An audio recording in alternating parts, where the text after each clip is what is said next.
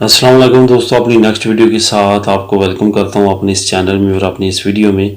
दोस्तों, मेरा ये वीडियो बनाने का प्रोग्राम तो आपके कमेंट्स का आंसर देना था, लेकिन अल्लाह का शुक्र है कि नई गुड न्यूज़ आप लोगों के साथ शेयर करने के लिए मैं लेके आया हूं, क्योंकि वो बिल्कुल ताज़ी गुड न्यूज़ है। जैसा कि मैंने लास्ट वीडियोज़ में आपको बताया था, आज से 15 दिन में 1 महीना पहले, हो सकता है 1 महीने से भी ज़्यादा अरसा हुआ है, कि जो होम सेक्रेटरी अक्सरा खैरिया है उसने एक इंटरव्यू में कहा है, जो एल मुंदो न्यूज़पेपर है उनको, कि हम अक्सरा खैरिया के कवानीन को चेंज करने में काम कर रहे हैं।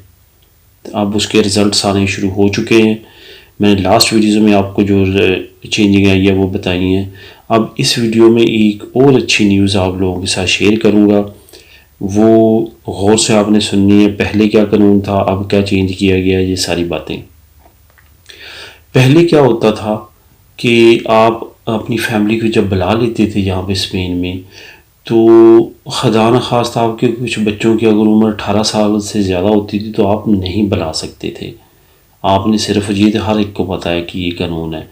आप जब अपनी फैमिली को यहाँ पे बुला लेते थे, तो उसके बाद अगर आपका कोई 18 साल से ज़्यादा आपका बेटा या बेटी अपनी होम कंट्री में होती थी, तो वो आप नहीं बुला सकते थे।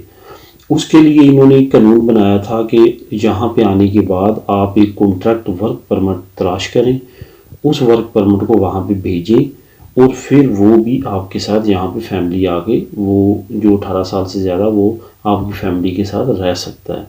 अदरवाइज़ उसको लीगल बुलाने का कोई और तरीका नहीं था।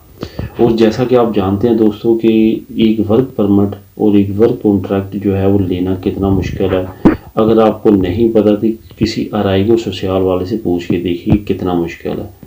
एक तो बहुत ज़्यादा रकम चाहिए, दूसरा साफ़ सुथरा जिसके ऊपर सही टैक्स पे किए हो कंपनी ने या ऑटोनोमो ने, वो बहुत कम मिलते हैं। इस वजह से वो एक प्रोसेस बहुत ही लेंथी था, जिसकी वजह से बहुत सारे फैमिलीज़ जो हैं वो अपने बेटे और बेटियों को नहीं बुला सकते थे। ये एक किस्म की ट्रेजेडी थी, क्योंकि आधी फैमिली बंदे की इधर होती है और आधी उधर रह जाती है, तो ये एक किस्म की हर फैमिली जो है वो गिल्टी फील करती थी। अब अल्लाह ताला का शुक्र है कि इन्होंने कुछ अकल पकड़ी है और इन्होंने कुछ ऐसे कवानीन बनाने शुरू किए हैं जो कि ह्यूमन राइट्स पे डिपेंड कर रहे हैं। इसकी एक मिसाल ये कानून है दोस्तों। इन्होंने वो जो वर्क कॉन्ट्रैक्ट की शर्त थी वो ख़त्म कर दी है।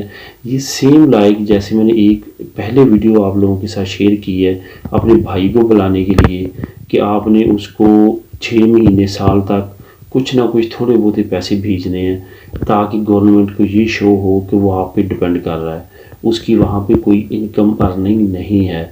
उसको आप यहाँ पे बुलवाना चाहते हो, यहाँ पे अपना साथ वाला स्टेटस दिलवा के उसको वो यहाँ पे काम करे, तो इस वजह से आप उसको बुलवाना चाहते हैं, क्योंकि वो फाइनेंशियली स्ट्रॉन्ग नहीं है। आप इसको सपोर्ट करते हैं और आप अपनी कंट्री से उसको यहाँ पे बुलवाना चाहते हैं। वही सेम प्रोसेस है जो भाई के लिए मैंने एक वीडियो नीचे बनाई थी, ये बेटा बेटी के लिए वही प्रोसेस है।